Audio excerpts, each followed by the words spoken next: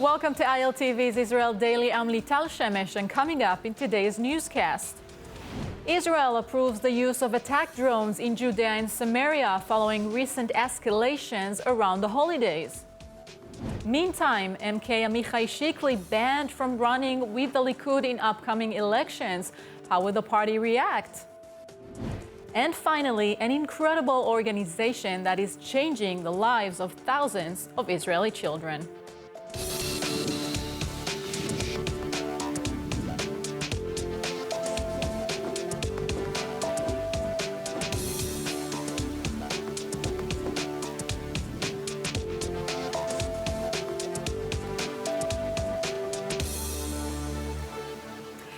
A shooting in the Judea and Samaria reported early Thursday morning following a series of IDF operations in Jenin and other cities. ILTV Aaron Porris with the details.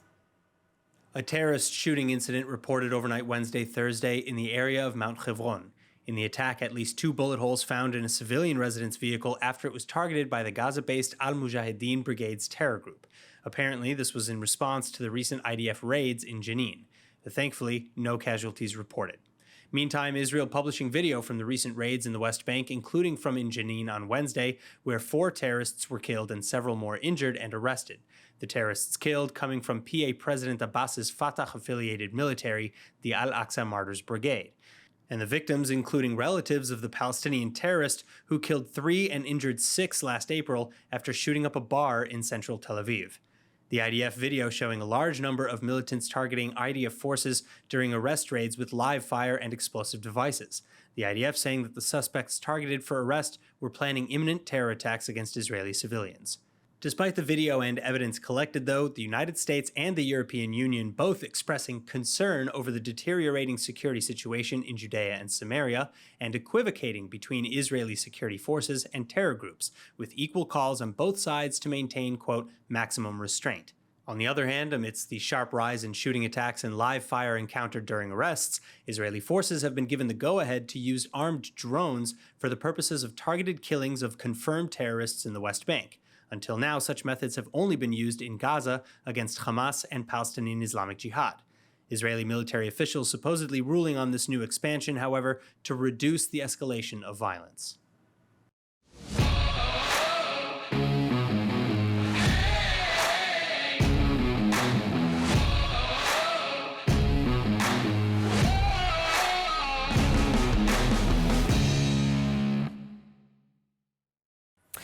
In other news, wildfire erupting across northern Israel in the last few days, drawing massive numbers of firefighting teams and volunteers to the Galilee. ILTV Kayla Eberlin reporting.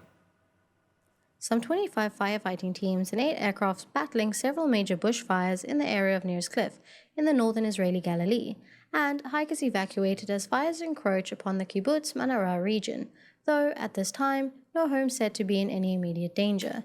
Meantime, at least 4 fires breaking out in the Wadi Ara fields by the city of Al-Fam. Emergency services last reporting that the flames were not yet under control.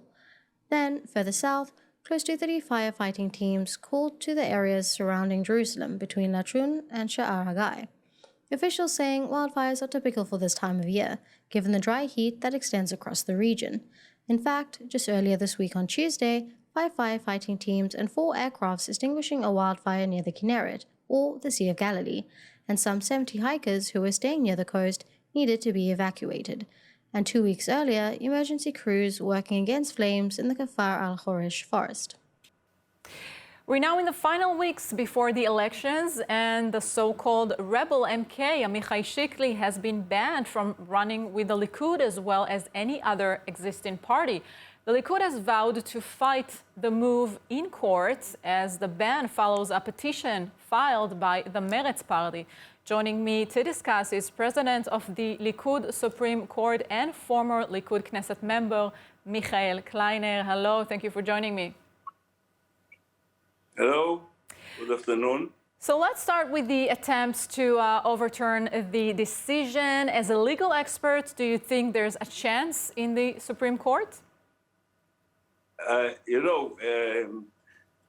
Legally speaking, there must be a certainty that this unbelievable judgment by Judge Amit will be overturned, because it's both incorrect legally and it's incorrect morally. It's against the essence of the law. The essence of the law said that if you are voting against your party because you were promised a position, a job, a sort of bribery, then you are not allowed to. But if you do it for an ideal because it's your opinion, so there is no punishment. And Chikli is a clear case that every Israeli will tell you that he didn't vote for against his party for a promise, but he actually, in this very unique case, voted against his party because his party abandoned its ideology, its platform, the promises they made to the voters, and he was the one that was faithful and loyal to what he promised to the voters. And everybody accepted, even, I believe, rivals of Mr. Chikli will agree to it, that he didn't leave his parties in the beginning for a position. Others, maybe it were mixed motives, and they were allowed to be in the Likud. With Chikli, where it's 100% pure ideology, he was banned. It's something crazy. It's like the judgment made by a judge who came from Mars and doesn't know anything and gave a misinterpretation to some article of the law and made a wrong decision. So I'm certain that even the Supreme Court, which is not a very big fan of the Likud party, in this case, I hope will be true to their legal beliefs and will vote to overturn this judgment. And assuming that Chikli won't be approved, what does this mean for the Likud, or what will be your next move? Look, first of all, I want to add something else. One must understand that Chikli made an appeal against the decision made by the Knesset committee to call him a rebel against his party, which was done in a very wrong way. It's a semi-judicial process that was done in no judicial manners at all. People came to vote on the decision in a judicial, semi-judicial case. They came to vote without listening to the arguments. It was very easy to overturn the decision who made Chikli a rebel in court. But then there was, in the district court, three judges, there was a compromise. They told Chikli, you know what, you stay rebel, but if you resign, you will be allowed to run from the Likud. And I have to ask you, maybe this anger of the Likud voters over this decision will help bring people to vote. I believe it will be done because, you know, anyway, people believe the Supreme Court is not very objective regarding the Likud. And now this decision that is really monstrous, ununderstandable, I don't find words to describe it, such a monstrous decision.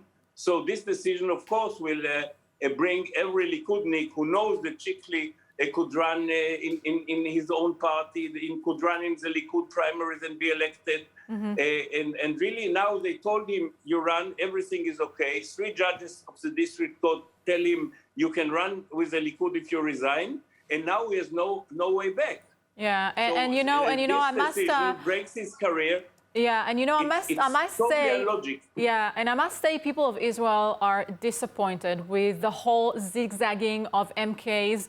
Like there is no ideology anymore, just pure politics. And I'm not speaking of Chikli. He was one of the few who stuck with his ideology. But the people of Israel are starting to get rid of what is happening in the Knesset. Oh, but in this case, it's not the Knesset. In this case, it's the Supreme Court that were not able to distinguish between somebody who made a vote or voted against his party for personal reasons. Yeah, I know, but they're the public is a bit fed up with people just moving from one party to another, caring only about their, surviving in politics. You're totally right, and that's why this legislation was made. Yes, I actually agree with you on that one. Mikhail Kleiner, president of the Likud Supreme Court, thank you so much for this interview. Thank you. Moving on, among the hundreds of thousands who are fleeing from the mobilization order in Russia, thousands of Jews reportedly making their way to Israel. ILTV Aaron Porras reports. During the weekly cabinet meeting in Jerusalem on Sunday, the Israeli government approving of a massive plan to support a wave of immigrants from Russia. This as at least 4,500 Jews expected to arrive from Russia within the coming 3 months alone, particularly following the mobilization order for reservists, hundreds of thousands of whom have opted to simply flee Russia rather than fight in Moscow's invasion of Ukraine. Я бежал от мобилизации. Я не хочу умирать за режим. Я не считаю его правомерным. В общем-то, он преступен. Meantime, among the tenets of the plan, some 90 million shekels in funding for support approved, as well as plans to provide airfare and other creative solutions to bring these people into Israel both from Russia as well as from neighboring countries such as Azerbaijan and Georgia. Aliyah and Integration Minister Pnina Tamano-Shata saying, quote, "The State of Israel serves as a safe haven for every Jew in the world and will make sure that all immigrants who come here due to complicated circumstance will receive a comprehensive and appropriate package to support their integration into Israeli society." В России сейчас такое положение, то что для молодых там оставаться небезопасно, как минимум. Вот все, что могу сказать.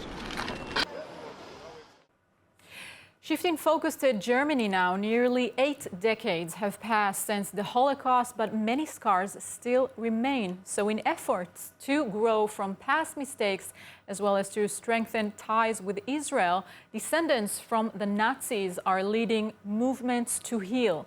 Joining me is International Director for the March of Life organization, Heinz Raus. Hello, thank you for joining me. Hello, thank you so much for having me on the program. So Heinz, let's start with what the March of Life organization does.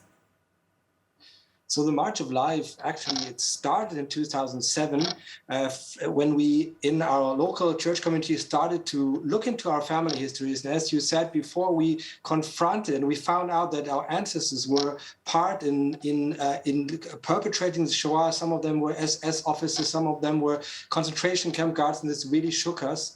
And then we found out about death marches that happened around our town, and we came up with the idea to do a March of Life on that route and invite Holocaust survivors, second generation people to walk with us.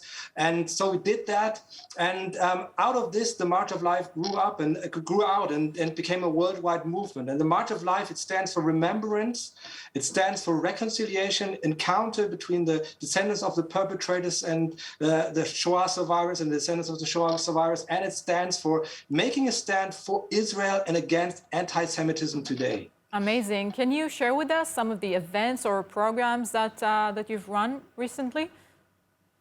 Yeah, for instance, this year we had a March of Life in Berlin, and we've had this for the 7th time this year. So we do this every year, and we always invite Holocaust survivors as long as we have them to speak. And this year, for instance, we had Boris Zabarko, who is a Ukrainian Holocaust survivor. He had just fled from Kiev again a few days before, and he came and he shared the story of survival in a ghetto in Ukraine. And we had a member of Knesset, Ruth Wasserman, who we invited from Israel to join us. And like this, and then we had, of course, descendants of Nazis who told the stories of their families. We had a young man there. He knew his 4 great-grandfathers. All of them were Wehrmacht soldiers. Another one was part of a mass shooting of Hungarian Jewish women at the Baltic Sea. Wow. And he spoke about this story and how much it moved him to move from being an anti-Semite before to someone who is now a friend of Israel, a friend of the Jewish people. And we had the rabbi of Berlin, Rabbi Teichtal, who also was there. He prayed the El Maleh Rachamim there on Brandenburg Gate on Yom HaShoah. So that was a very, very powerful experience. Wow, amazing. What inspired the children and grandchildren of Nazis to make such a radical change? I mean, most people would likely just, try to forget their family's history. Yeah, that's a very good question. It really is like that. Like there's a natural like a reflex to not look at it. But Jos Bittner, who is the founder of the March of Life, he wrote a book about breaking the veil of silence. And in this book, he explains how, when you confront the stories of your family, even if they're difficult, how this can really bring healing and a brighter future, and also be very, very inspiring in many aspects. And we do these Veil of Silence seminars in Germany. We do them in Austria, in Switzerland, and we have all kinds of people coming there, and we speak about this. We help them to research their family histories. And when they do it, and it's a real obstacle to do it, but when they do it, it really changes their lives, and that's what we're doing. Mm-hmm. There have been many attempts, especially by BDS organizations, the Palestinian Authority, and groups like Hamas to stay in Israel. How do you work with that? Of course, we very strongly oppose that. I mean, like that's the reason why in the March of Life we also have the very clear statement that we are supporting the state of Israel, and that modern anti-Semitism, the strongest form of modern anti-Semitism, is anti-Israelism, and that's part of the strong message that we have, and we educate people about this. We also bring people to Israel to learn about Israel, to get to know Israelis, not only Jewish people, of course, in our own towns. We always cooperate with the Jewish communities in our local towns, but also to come to Israel, and this is a very important part of what the March of Life is about. Simply amazing. International Director of March of Life organization, Heinz Raus. Best of luck with this important initiative, and thank you so much for this interview. Thank you so much. It's a sad fact of life that not every child has loving parents to take care of them. In some cases, there are no parents at all. But the Children's Town nonprofit has made its mission to care for as many children in need, especially orphans. A massive campus based in Jerusalem with several additional branches, the Kiryat HaYeled, or the Children's Town organization, provides education for over 3,500 students. The mission being to provide Israeli kids with the means to build a productive and successful future. But far beyond a simple school, Kiryat HaYeled focuses on providing a 24/7 holistic support system for Israel's orphaned children and teens. Offering a yeshiva for religious education, special education programs, and standard education, all based on the child's needs, Kiryat HaYeled also provides a home to some 80 orphans at a time, divided across 7 apartments. Additionally, the organization features all of the basic necessities from food, clothing, and medical care to psychological and emotional support, as well as a loving team of dormitory parents who operate the campus. אחלה קריית הילד שבעולם, יש לי פה מה שאני צריך, אוכל, מיטה. זה ממש כמו הבית שיש לי פה חברים, אני מרגיש פה בבית. And of course, there are also a host of day-to-day activities and extracurricular classes available, from a petting zoo and a music room to athletics and computer programming, carpentry, and even Krav Maga martial arts. Established in 1959 by the late great Rabbi Menachem Porush, Children's Town is one of the first orphanages in Jerusalem, and every day it works hard to provide the whole package when it comes to childcare, physical, spiritual, mental, and emotional. Because as the age-old Jewish proverb goes, within every soul is a universe unto itself. Joining me now with more on Children's Town, or Kiryat HaYeled, Executive Director for Children's Town, Rabbi Aaron David Davis, and Meir Pasikov, that Director. Hello, thank you so much for joining me. Hello. So Rabbi Porush was the founder of Kiryat HaYeled. Why was this project so important to him? Just for the viewers to know, Rabbi Menachem Porush was a member of the Israeli Knesset for over 35 years. He went through every prime minister and president since the founding of the State of Israel. He was an orphan from a very young age. As an orphan, he saw during the wars that went through in Israel, and as well as from the Holocaust, that there was a great need for such a home in Jerusalem. And he founded Children's Town at that time. Mm-hmm. To fulfill the gap. Had like a personal. He had a personal attachment to it, and he wanted to also bridge the gap between North African and European culture at the same time. Mm-hmm. And from my understanding, the facilities are basically broken up into family units. Can you explain to us why that is? Today, Children's Town has 7 family units.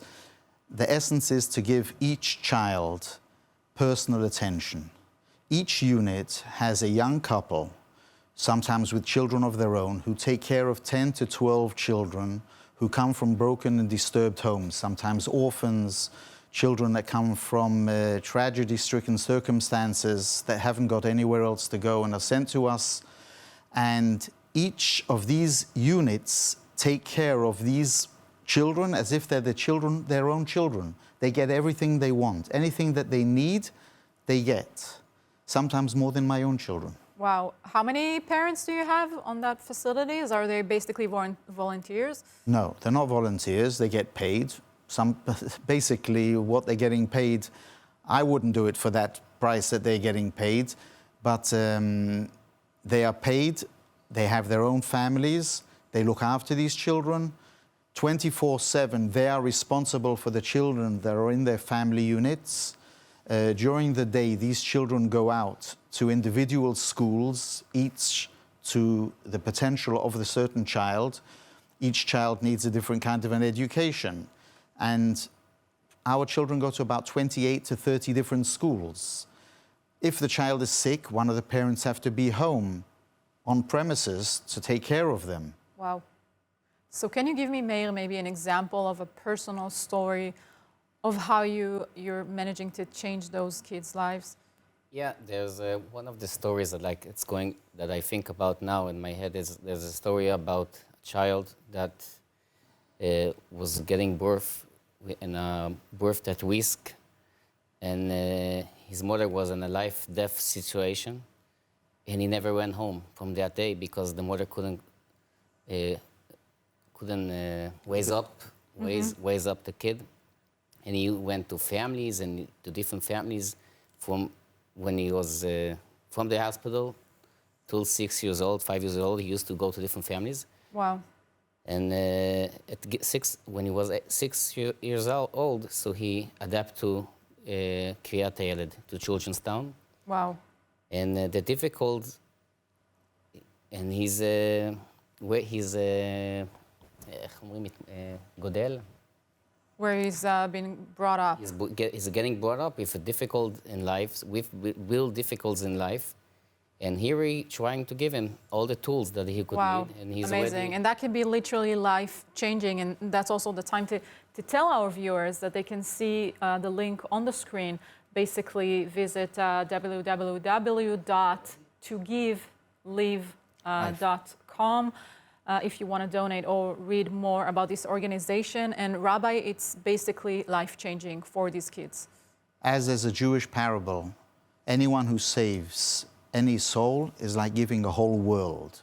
We've saved many souls, and we're saving many lives, and that is our goal.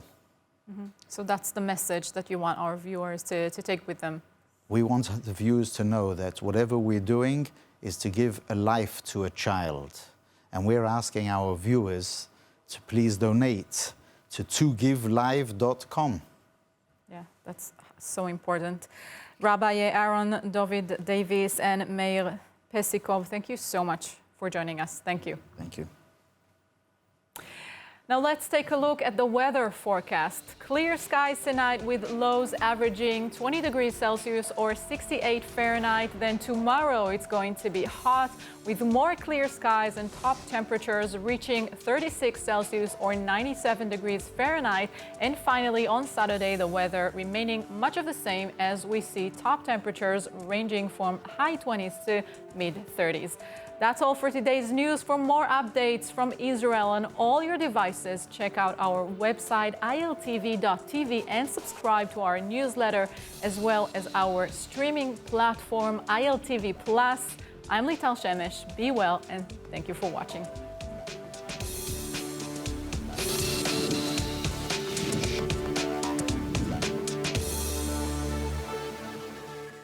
Hi everyone, it's Emmanuel Kadosh. I wanted to invite you all to subscribe to ILTV Plus, where you can find our daily news and updates about Israel.